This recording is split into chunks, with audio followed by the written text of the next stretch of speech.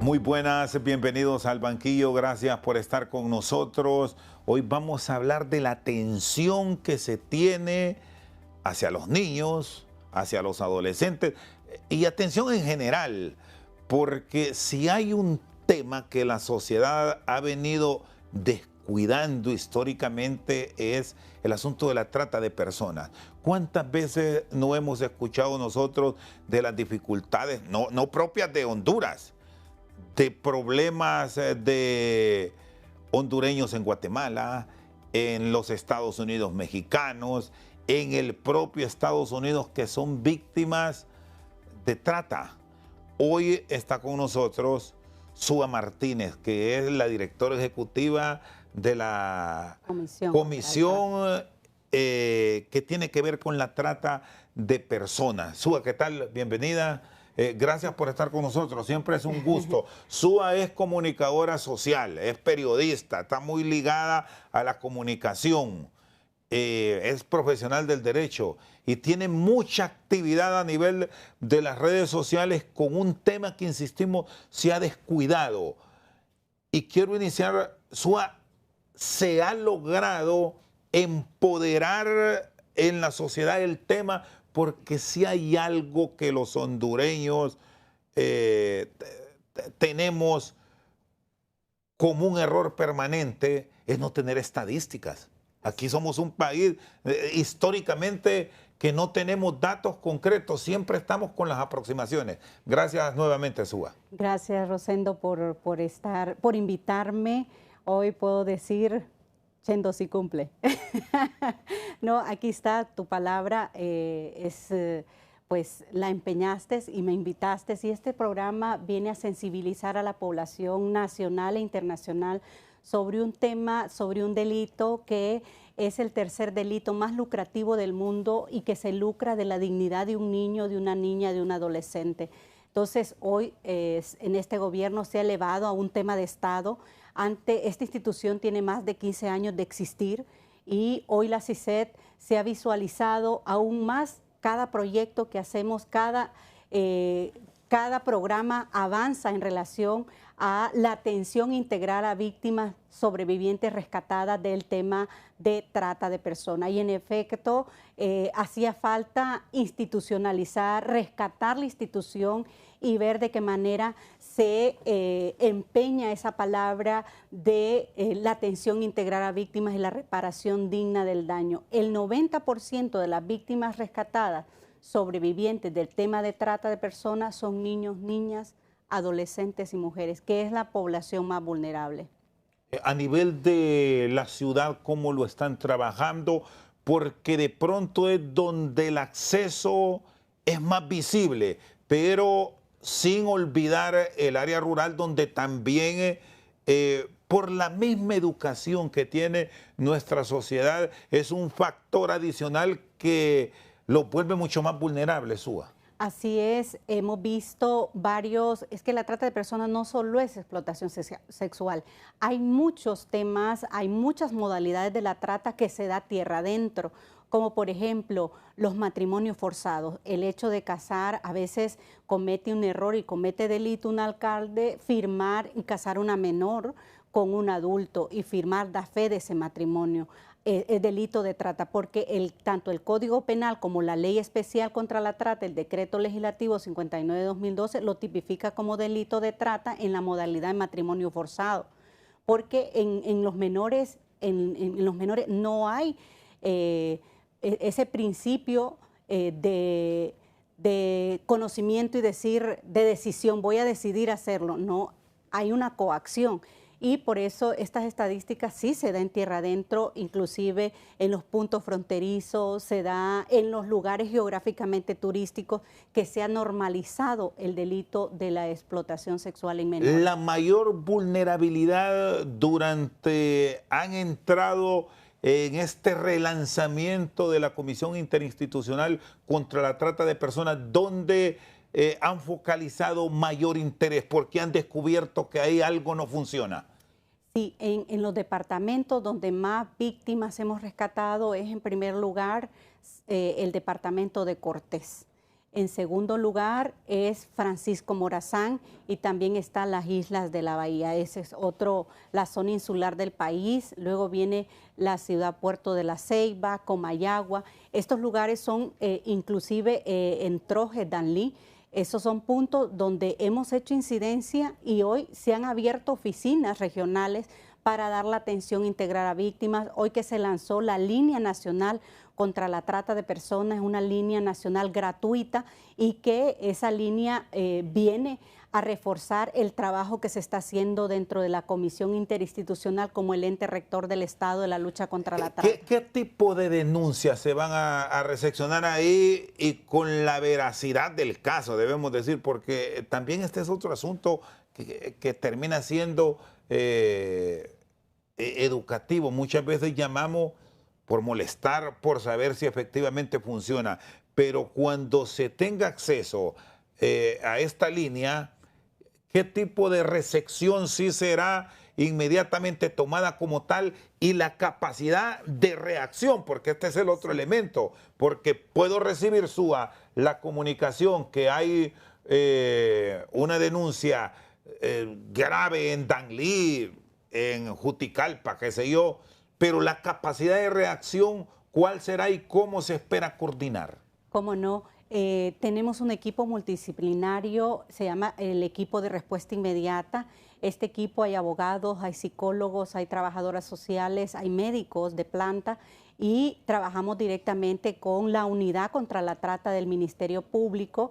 En tal sentido, cuando se recepciona una llamada, hay llamadas, póngale que se recibieron en este primer semestre 220 llamadas. De esas 220, 5 son por trata, porque de repente hay llamadas, por ejemplo, de gente que molesta, que quiere una pizza, de gente que llama por estar llamando, en realidad, y nosotros hemos visto también que hay tanta vulneración en derechos a niños, niñas y adolescentes en otros delitos, no específicamente en trata, como las violaciones agravadas, y esto se da más en la intimidad del hogar. Los delitos de vulneraciones de derechos a menores se da más en la intimidad del hogar. Y entonces esas denuncias que han caído, como te digo, de 225 quizás son por trata de personas, pero ahí está un equipo multidisciplinario determinando, esta sí cumple los verbos rectores, esta se manda, pero independientemente de una violación agravada que no es trata de persona, que se dio en la mera intimidad del hogar, esta se remite a la Fiscalía de la Niñez. Si hay una violencia familiar contra la mujer, se manda a la Fiscalía de la Mujer. Y si hay trata, pues ahí está la Fiscalía de contra la explotación sexual y trata de personas y tráfico ilícito. Sí, porque aquí hay un elemento que hay que separarlo, porque hay que tipificar bien el tipo de denuncia, porque puede ser que un caso sea para la SENAP, sí, que tiene que ver con maltrato infantil, pero aquí estamos hablando de trata de personas. Un caso sonado esta semana es el de 2 menores en la zona sur del país, en Choluteca, que los encontraron atados, amarrados como un animal irracional.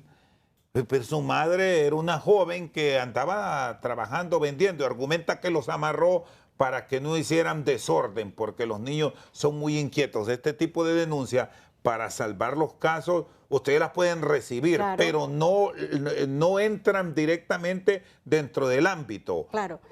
Pero ¿cómo lo trabajan? ¿Cómo lo orientan para que haya una respuesta efectiva si llega al cargo que usted ostenta? ¿Cómo no? Si nos remiten esta denuncia, por ejemplo, la Línea Nacional contra la Trata al 145, que es la alerta que tenemos nosotros, 145, que es a nivel nacional, gratuita y anónima, en ese sentido nosotros vemos el caso, lo abordamos, en este caso es maltrato infantil.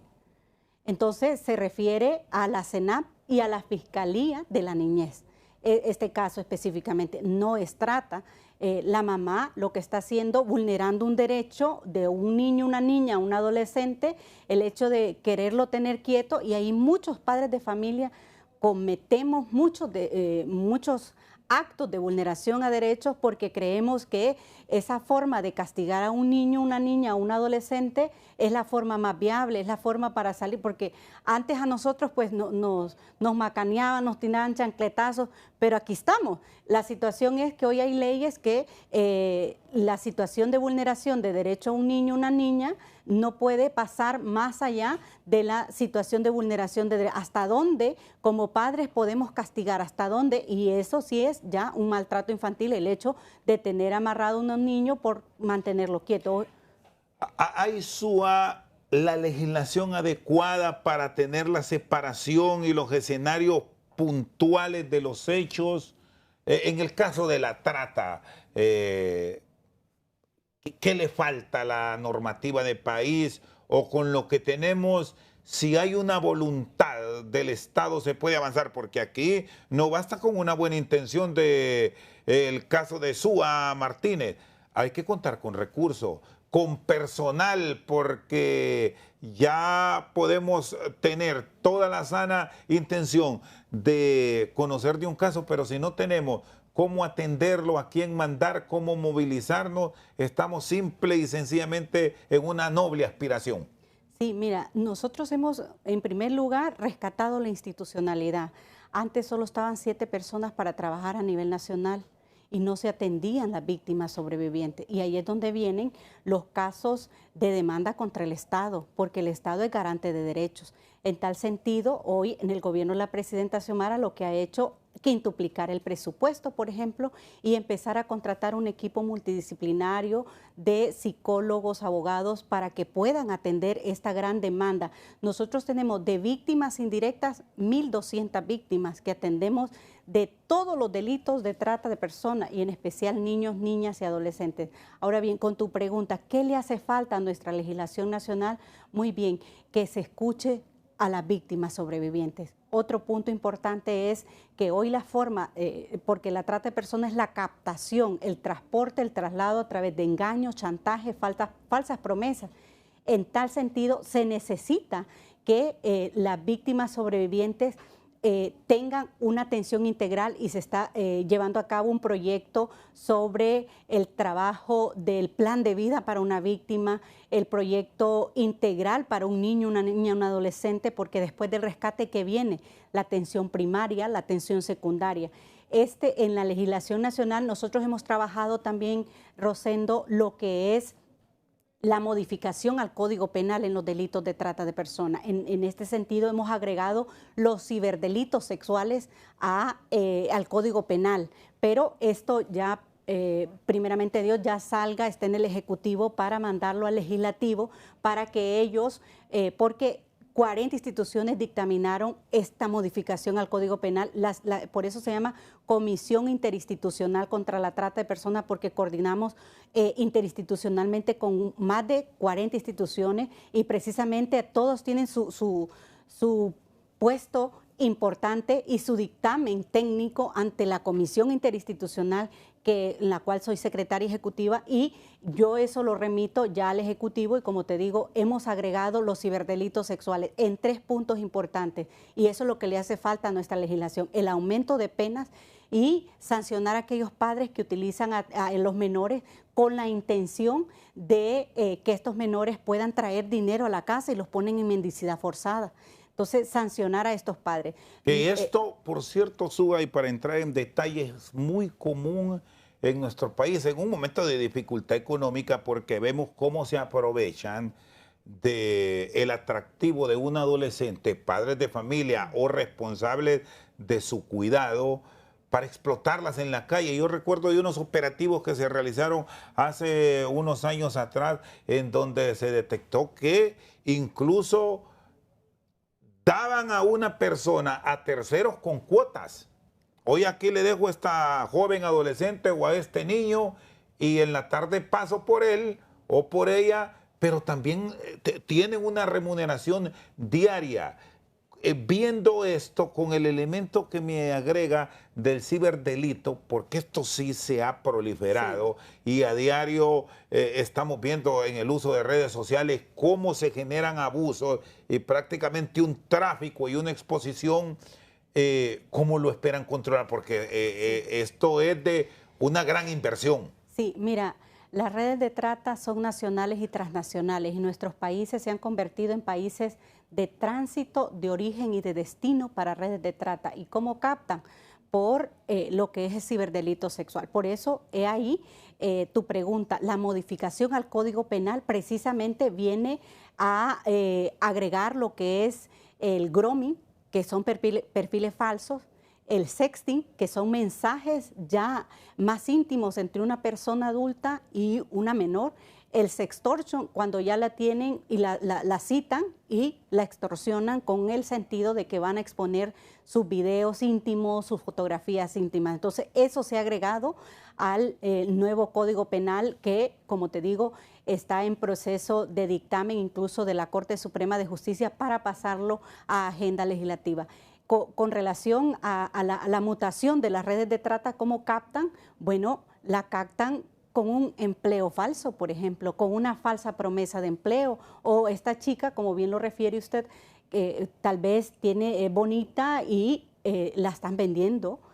Hoy están drogando al adolescente para que aguante no 1, 2, 3, hasta 10 hombres al día y están lucrándose del cuerpo de esa menor.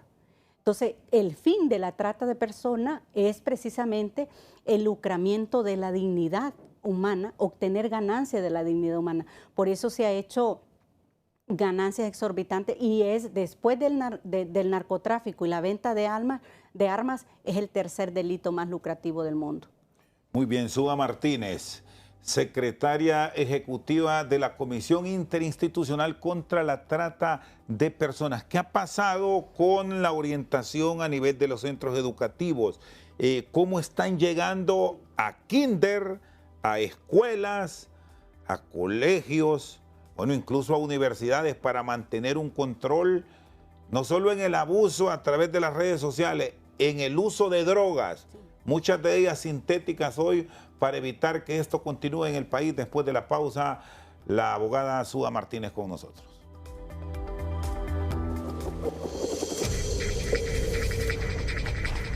Oye, muchacha, ven conmigo.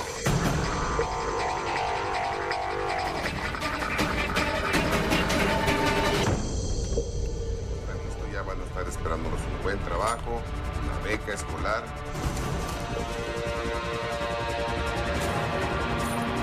Es todo lo que tenemos. Pórtate bien, por favor.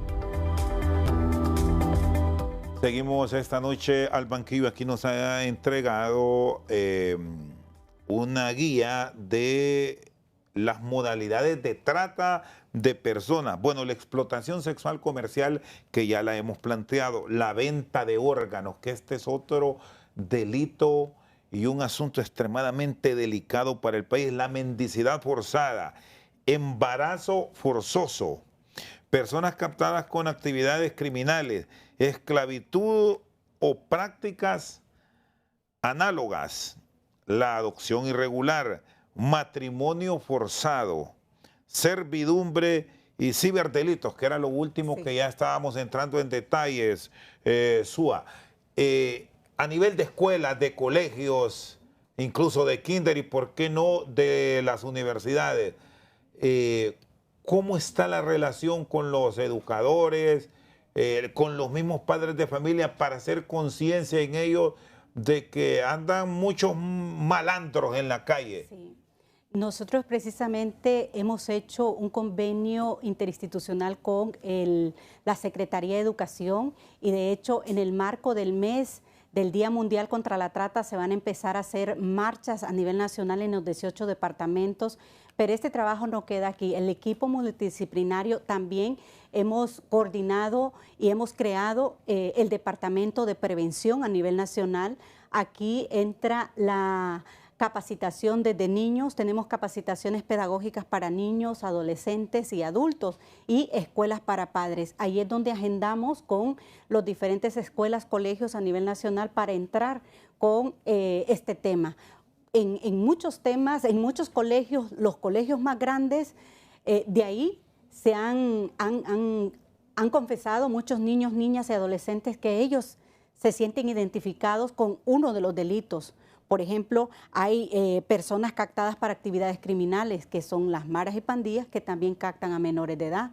Entonces, es delito de trata de personas. Muchas veces al pequeño infractor lo llevamos a una cárcel y es víctima de trata de personas, pero en la modalidad de captación de jóvenes para actividades criminales. Hoy en los colegios más grandes lo que se ha dilucidado es precisamente que las redes de trata están drogando con pequeños confites a niñas, adolescentes para que después se vuelvan adictas y puedan vender su cuerpo. Esa es otra nueva modalidad, aparte de los ciberdelitos, que los captan a la salida de los colegios. Por eso les decimos a los padres de familia, sabemos que trabajamos mucho por darles una mejor calidad de vida, pero converse con su niño, con su niña adolescente, qué está pasando, pregúntele, porque muchas niñas les miente que van a hacer tareas con otra compañerita y lo que se va a ver es con otra persona que quizás está en una red de trata de personas y lo que queremos es prevenir y salvar vidas. Y aquí hay un elemento, Suga, que de repente lo hemos perdido a nivel de familia.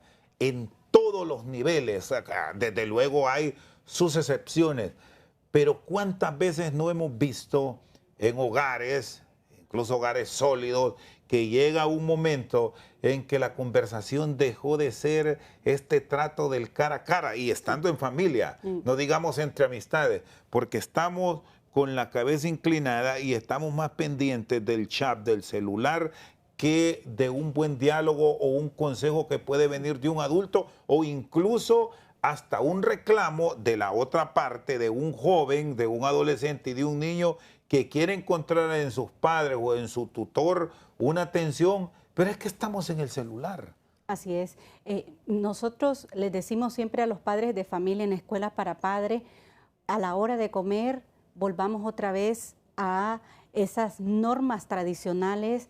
En los momentos que no teníamos celular, hablábamos qué te pasó en el colegio, qué tareas te dejaron, qué te dijo la maestra de tal proyecto. Hoy, como bien lo acota usted, el hecho de tener un celular y estar pendiente, que ni siquiera saboreamos la comida que hizo mamá, papá, que se hizo en casa por estar con los celulares. Entonces, sí, una norma que les decimos es, si vamos a almorzar, si vamos a comer, si vamos a cenar, pongamos los celulares aparte y empecemos otra vez a tener conversación con nuestros niños, niñas y adolescentes. Por ejemplo, yo tengo niños adolescentes y niñas preadolescentes y precisamente están en la etapa de que uno tiene o al padre de familia ya no lo ve como el enemigo o te estás metiendo en mi vida si quieres mi celular o qué pasa que me quieres expulgar mi teléfono porque es algo meramente muy íntimo del niño, la niña adolescente. Entonces es ahí donde podemos poner esa norma o también otro de los requisitos que nos dicen, pongamos el celular conectado en el cuarto de mamá y papá y no los dejemos chatear en la noche. Esa es otra forma que nosotros podemos también conversar y que el niño tenga un sueño tranquilo, porque generalmente nuestros niños adolescentes están perdiendo el sueño y no rinden académicamente porque están jugando. Hoy otra modalidad que están captando a nuestros niños es a través de los videojuegos. Los videojuegos, el niño cree que está hablando con otra persona, con otro niño igual edad de él, y lo que está haciendo precisamente es chateando con una red de trata, con una persona de trata. Cuando ya menos dice, hey, terminamos del juego, nos ganaste, nos podemos tomar un café, un fresco, un jugo, ¿qué tal nos podemos ver? Ahí es donde lo están captando. Es otra nueva modalidad. Recomendación sana, con un desconocido, con un particular, no entre en interacción. que ese es un gravísimo problema que tenemos ahora mismo en nuestra sociedad y en el mundo, que somos muy dados a ser atraídos por ofertas que están en sitios no comunes, ojo a esto, sitios no comunes, y ahí puede ser un vehículo que pueden encontrar quienes se dedican a la trata de personas para llevarse jóvenes. ¿Cuántas veces no hemos escuchado que desaparecen niñas? Sobre todo esto es con adolescentes a nivel de país. ¿Y qué encontramos? Después son vendidas en prostíbulos en Guatemala, en México y en muchos otros países del mundo. Ustedes incluso han hecho estas denuncias, Súa. Sí, cómo no. Nosotros hemos tenido denuncias de puntos fronterizos donde hay retenidas muchas jóvenes hondureñas y ya se han rescatado a través de Cancillería, los consulados, varias niñas, niños, adolescentes.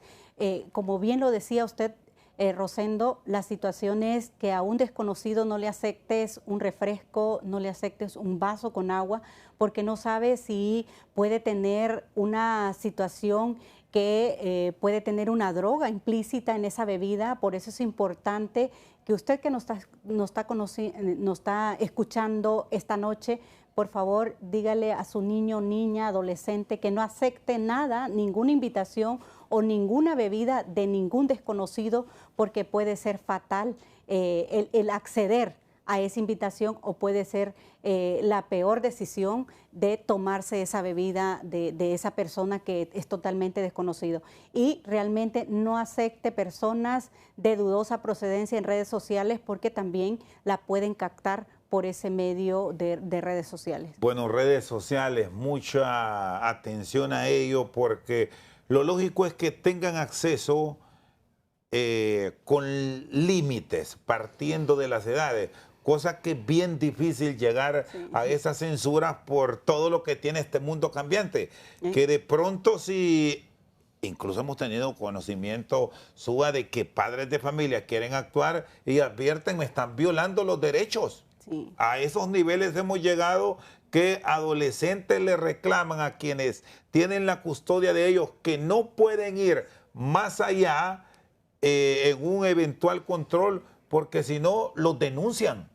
Sí, hoy los derechos fundamentales, los derechos humanos de nuestros niños y están bien versados. Hoy el adolescente sabe sus límites, el adolescente sabe sus derechos, y hemos visto cómo adolescentes acusan a sus padres porque violentó su intimidad, porque lo tuvo hincado un día y vulneraron sus derechos en maltrato infantil. ¿Y han tenido ya ustedes hemos conocimiento tenido de esos denuncias de esa situación, y eso ya se dirime en la Fiscalía de la Niñez.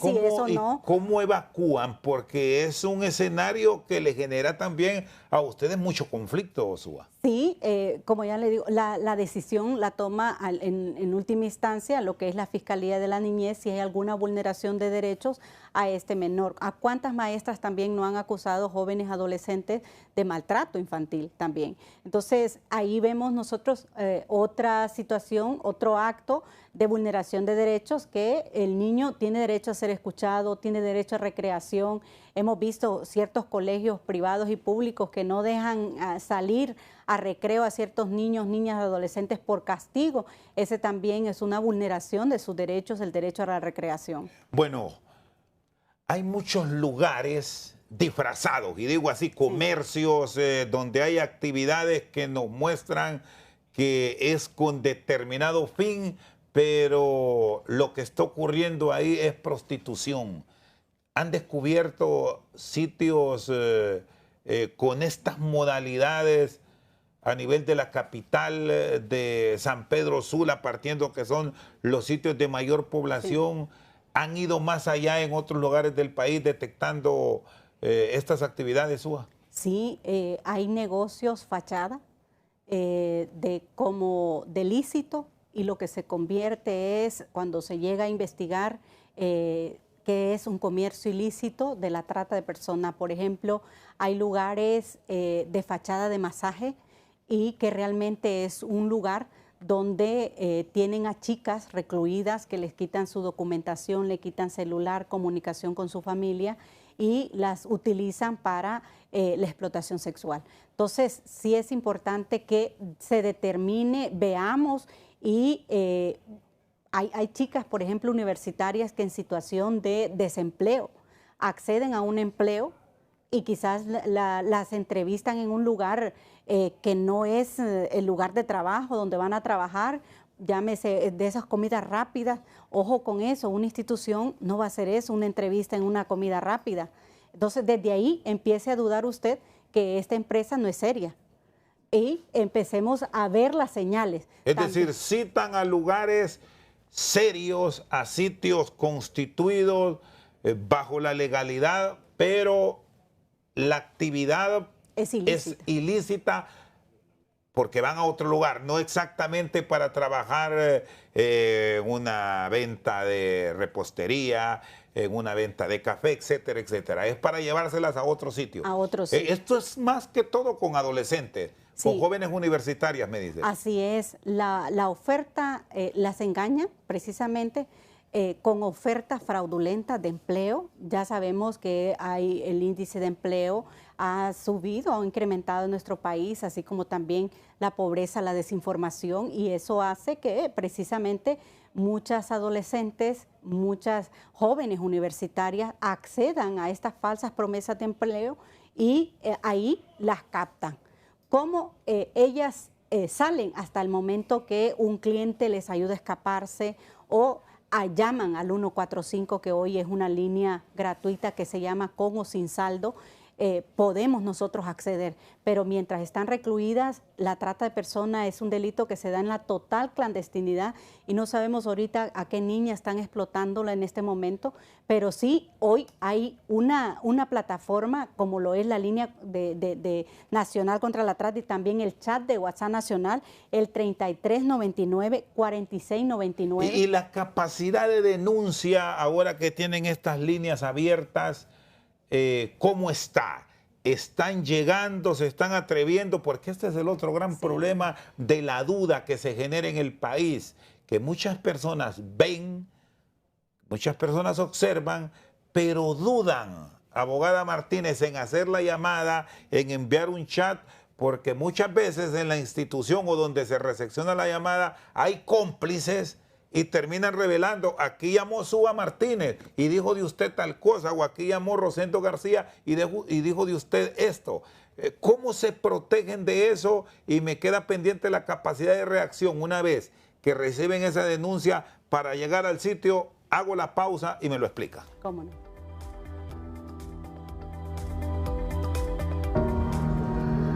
Por favor, señor.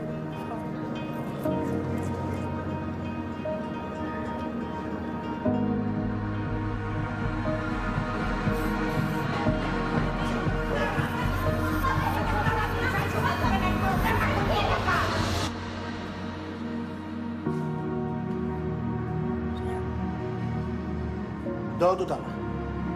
¡Mírame! ¿Eso fue todo lo que tú trajiste? ¿Tienes más? ¿Estás en la escuela? ¿Qué yo te he dicho a ti? Tú tienes que trabajar.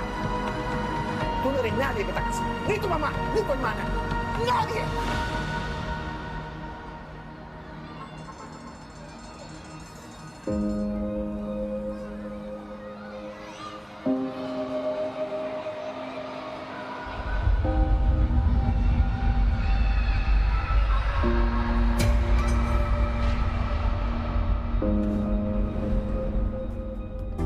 Seguimos aquí en Al Banquillo, tenemos pendientes la capacidad de reacción, qué tantas llamadas o denuncias se están recibiendo, abogada. En primer lugar, ya se inauguró lo que es el Sistema Nacional contra la Trata, salió publicado en el Diario Oficial La Gaceta la línea nacional gratuita, anónima, y precisamente atrás hay un equipo multidisciplinario de abogados que remiten y refieren por eso usted le decimos tenga confianza. Si usted todavía no se ha identificado como víctima, pero de todo lo que ha escuchado, dice, a mí me pasó esto, llame de manera confidencial y gratuita la llamada. Nosotros tenemos un principio y las personas que están en la institución firman un convenio de confidencialidad para la atención integral a víctimas. Ahí nosotros incluso tenemos víctimas sobrevivientes para la reparación digna trabajando con nosotros, porque es importante darle un empleo digno a las víctimas sobrevivientes. En tal sentido, el equipo multidisciplinario que atiende estas llamadas es muy profesional y con el principio de confidencialidad y de no revictimizar a la víctima.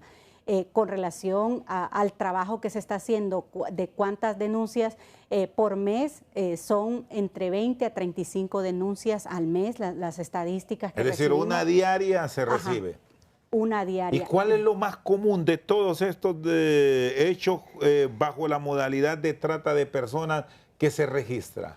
La modalidad que es más común y la que más se denuncia es la trata de personas en la modalidad de explotación sexual y la trata de personas en la modalidad de los ciberdelitos sexuales. Esas son las dos. Y si recepcionan la denuncia, ¿cuál es la capacidad de reacción? Aquí en este sitio de Tegucigalpa hay un tráfico de menores porque hay un centro de masaje. ¿En cuánto llegan? De inmediato, el equipo multidisciplinario, el equipo de respuesta inmediata, lo que hace es captar la denuncia, referirla a la DPI, a la Agencia Técnica de Investigación Criminal, y ellos hacer el abordaje de investigación. Nosotros incluso hace 7 meses, una comunidad, por ejemplo, de Roatán, los mismos patronatos alertaron, nos llamaron, y de inmediato porque estaban llevándose menores de edad en una lancha para otro lugar. Entonces, esas 10 menores fueron rescatadas. La importancia de la alerta temprana, de llamar. Una simple sospecha, usted sospeche si ve un menor, una menor con una persona adulta y ese niño está con cara triste, está desconcertado, o usted sospeche y mande una fotografía, mande al chat de WhatsApp Nacional y ahí se le atiende. La respuesta es inmediata con el equipo de respuesta inmediata. Bueno, ya que mencionó Islas de la Bahía, sí tienen una tarea ardua, más allá de lo que puede ocurrir en tierra firme, pero sí ha sido frecuente la denuncia en la zona insular por el tráfico, incluso ahora hasta de estupefacientes que se da en el sector. Bueno, y casos tan sonados como el de la joven Angie, que todavía lo mantenemos como un enorme interrogante. Aquí no se tiene claridad qué pasó. Bueno, incluso hemos tenido versiones de altos cargos dentro del actual gobierno diciendo que la vieron. Una cosa que me parece increíble que se plantee de una forma tan simple. ¿Cómo trabajan en las Islas de la Bahía este caso y qué tanta incidencia registran, sobre todo a nivel de Roatán? Sí, mira, específicamente en las zonas geográficamente turísticas han normalizado la explotación sexual infantil. Es que ella trabaja de eso y lo han normalizado como parte de la cultura. Y al momento que se aborda este tema y que la metría que nos dio a nosotros que estaba pasando algo fue el caso de Angie Peña. Y precisamente de ese caso se rescataron 39 víctimas a los 3 meses de la investigación que se estaba haciendo a través del Ministerio Público, la Agencia Técnica de Investigación Criminal. Y esta situación vino a que la CICEG como el ente rector abriera una oficina para atender a las víctimas sobrevivientes en esta zona insular del país y que realmente viniera a hacer un trabajo de prevención en todo, escuela, colegio, y hoy ha surtido efecto. Hoy las chicas ya no están viendo como normal esto, sino es un acto delictivo y ya hay en proceso penal que ya tomó como culpable al señor Gary Johnson, por ejemplo. Lo encontró culpable de explotación sexual agravada a menores de edad y la tenencia de material de abuso sexual infantil. En ese caso sí se está haciendo un gran trabajo allí de parte de las autoridades que son las responsables de la persecución del delito y nosotros de la atención integral a víctimas sobrevivientes. Y cuando se produce el rescate, porque ya hay casos concretos que ustedes los han llevado, ¿cómo es el proceso de reinserción de esa víctima a la sociedad, porque un daño psicológico existe, e incluso pueden haber hasta agresiones físicas. Pero cómo lo trabajan y el seguimiento que se le dan, porque de nada sirve que se tenga una buena intervención en Islas de la Bahía, en La Ceiba, en Tela, qué sé yo, si después se descuida, y se descuida no porque no se quiso, sino porque no se tiene el recurso. ¿Cómo involucran otros entes para que venga la ayuda? Porque puedo pensar en función de el apoyo de una organización no gubernamental, de una iglesia, de un grupo de pastores, qué sé yo. ¿Hay esa cooperación, hay ese seguimiento o solo rescatamos y olvidamos? Mira, hay un gran apoyo y una gran credibilidad a la institución en la cual rectoro.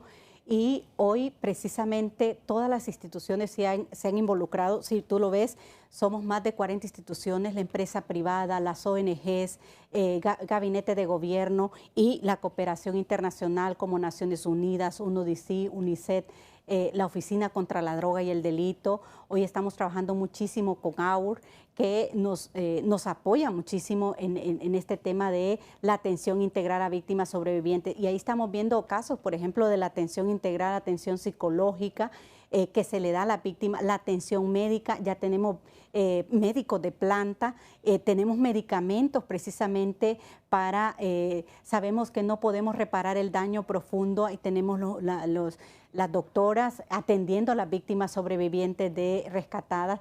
También la atención legal, en este sentido, al momento de rescate entra la CICET. La ley contra la trata nos manda a nosotros que las primeras 42 horas cuenta en la atención integral primaria. ¿Cuántos hechos han llevado a la justicia? Porque así también se va creando una costumbre. Así es.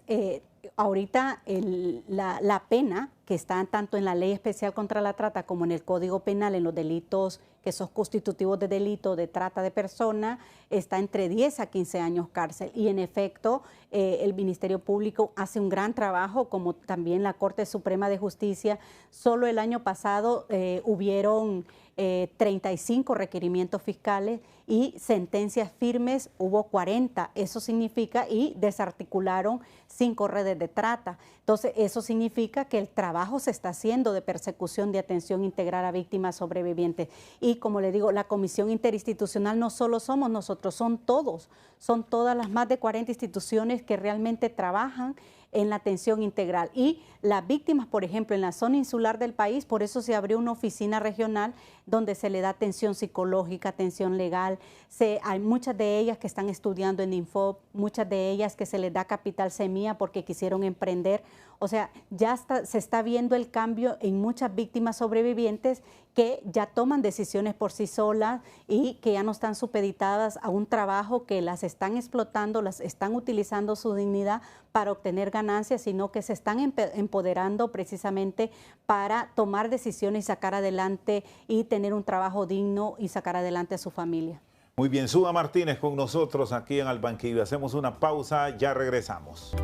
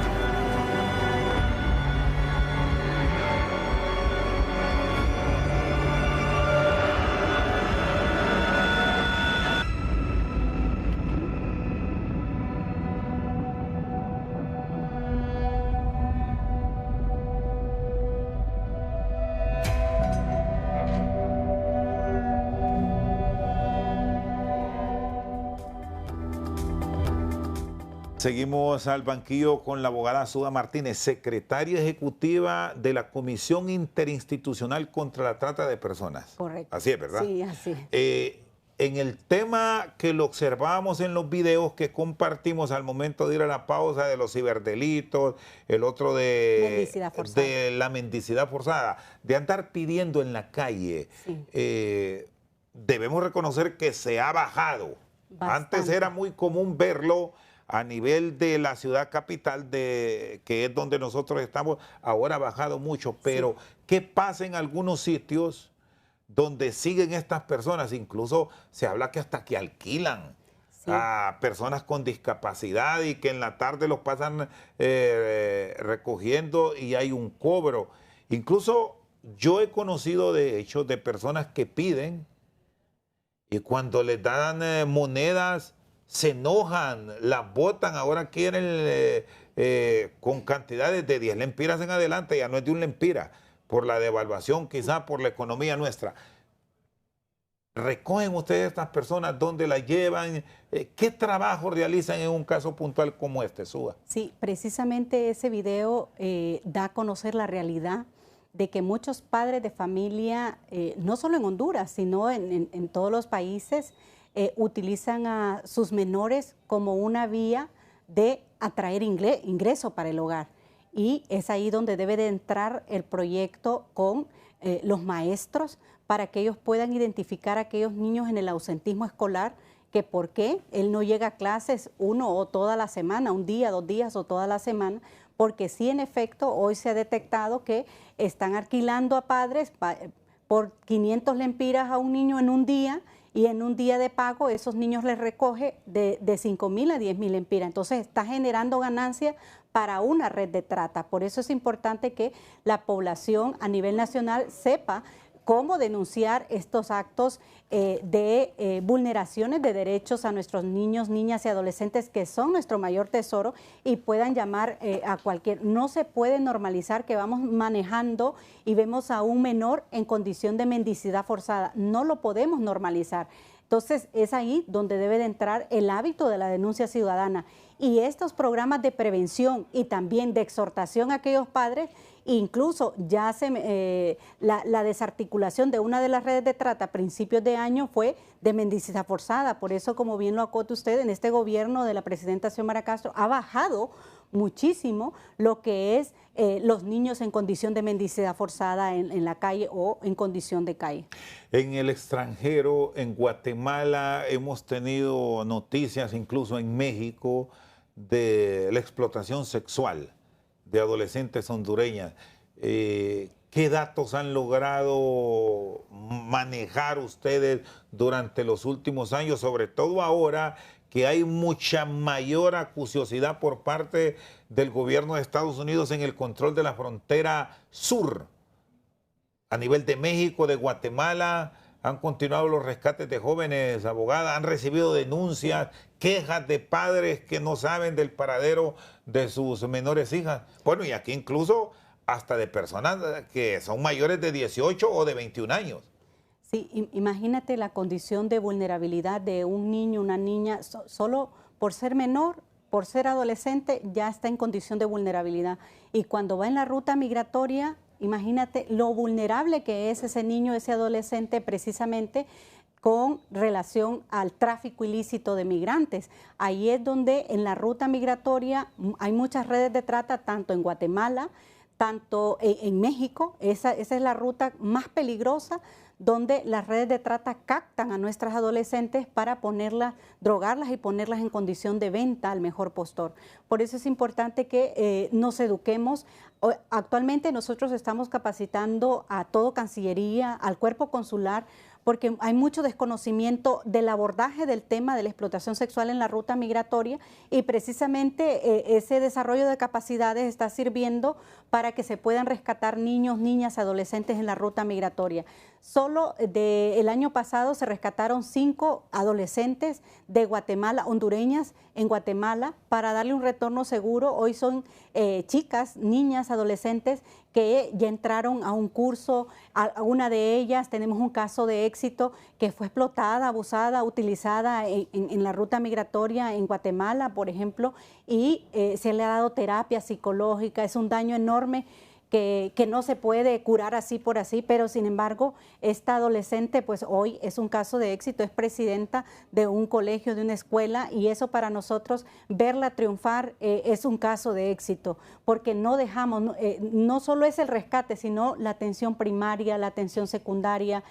Por eso la CICET necesita un tanto más de presupuesto para el equipo multidisciplinario. ¿Cuánto tienen de presupuesto actualmente? Actualmente, fíjate que tenemos 35 millones para trabajar a nivel nacional. Es la institución que más resultado está dando en el gobierno de la presidenta Xiomara Castro. Sin embargo, no solo nos quedamos con el presupuesto que nos da nuestra presidenta, sino también nos da también la cooperación internacional, y es poco el presupuesto que tenemos. Bueno, aquí los diputados que tienen ahora mucho que decir sobre las subvenciones, aquí pueden trasladarlas en vez de estar buscando sitios que solo en la mente de ellos existen para que se haga una atención integral. El tema de las adopciones, ¿qué seguimiento le dan? Porque hay casos que, si vamos a los extremos, se han registrado. Aquí en Honduras, en el pasado y en el mundo, con frecuencia escuchamos de adopciones y después se les pierde la guía, y muchos de esos hondureños que se fueron para otros países, hablando de una excepción de la regla, terminan siendo víctimas. Así es, las adopciones irregulares es delito de trata porque prácticamente están vendiendo a un menor. La adopción como tal lleva todo un proceso, una investigación, un estudio socioeconómico a la familia que va a adoptar, atenciones psicológicas si esta pareja está apta para adoptar. En tal sentido, cuando se pasan estos estamentos legales para adoptar, la misma ley contra la trata y el Código Penal lo tipifica como delito de trata de personas, porque prácticamente están vendiendo a un menor cuando no se pasan todos los requisitos jurídicos legales para adoptar a un menor.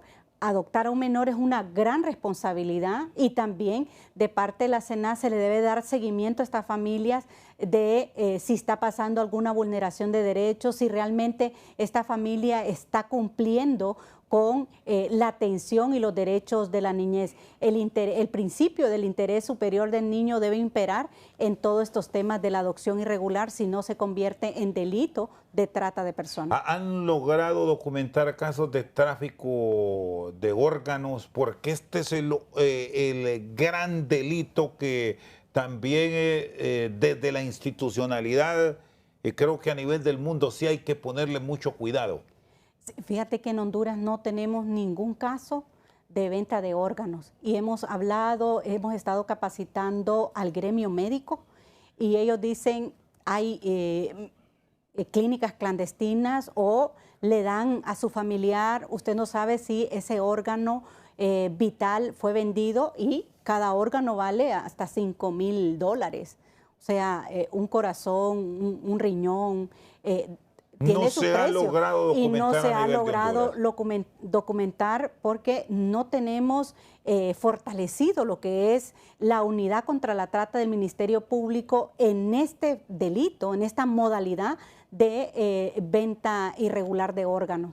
Muy bien, gracias. Abogada Suba Martínez, en el mes de julio, que es el mes que lo tienen dedicado para la lucha contra la trata de personas. Así es, este es el mes de la lucha contra la trata, lo aprobó en Asamblea General las Naciones Unidas, y a nivel global, pues 180 países se suman a esta gran campaña. Es la campaña Corazón Azul de Naciones Unidas, significa quien lo porta, que es líder mundial de la lucha y combate contra la trata de personas, y está sensibilizado en la atención a víctimas, tiene un corazón noble para seguir esta lucha y protección a nuestra niñez, adolescencia y familia. Así es de que hoy quiero ponerle históricamente a nuestro compañero Rosendo precisamente este símbolo mundial de Naciones Unidas que ha proclamado la Asamblea General como el símbolo mundial contra la trata. Sabemos que hay un símbolo para la lucha contra el cáncer. A mí que me gustaría, yo sueño ver que así como la lucha contra el cáncer, lo ponen el corazoncito rosado en todos los medios de comunicación. Quisiéramos también nosotros que en este mes en que se conmemora por las víctimas rescatadas, por esos niños que lo han utilizado su dignidad para la venta, han utilizado su dignidad para obtener ganancia. Queremos pues que en todos los televisores haya este corazón azul, que es la campaña de Naciones Unidas contra la trata de personas. Y quiero ponérselo, Rosendo, si me da permiso. Acá. Vamos a acercarnos acá. Ajá. No tuvo problemas por asuntos políticos, digo yo, porque ahora como todos lo ven con otro matiz. Aquí está el corazón azul por el mes de julio, que es dedicado a la lucha contra la trata de personas. Bueno, y si producción lo autoriza, durante la próxima semana, ya que tenemos el mes de julio en desarrollo, hagamos las consultas y tengamos ese corazón azul de repente en algunos de los cintillos del banquillo. Gracias, Uva. Sería histórico y el primer canal en que abandera esta lucha mundial contra la trata de personas por nuestros niños, niñas y adolescentes, que son nuestro mayor tesoro. Sería histórico para nuestro país. Bueno, Ángela, yo después de esta emisión me despojo de él y todos los días de julio, en el resto del mes, lo vamos a aportar en nuestros programas. Hacemos ese compromiso. Si falla un día, es culpa de la producción. Entonces, esa es la salvedad. Sí. Gracias por su sintonía. Y a usted, abogada Suba Martínez, por habernos acompañado esta noche al banquillo. Solo presénteme eso, por favor, ya que lo hemos tenido ahí. El símbolo, precisamente, este es el símbolo. Y el eslogan es precisamente un alto a la explotación sexual y el ser humano no está a la venta. Ese es el eslogan del Corazón Azul, de la campaña Corazón Azul. Y como dices tú, sí, al principio tuvimos varias situaciones porque no es campaña política, es una campaña de dignidad por nuestros niños, niñas y adolescentes. Perfecto. Por su sintonía, muchas gracias.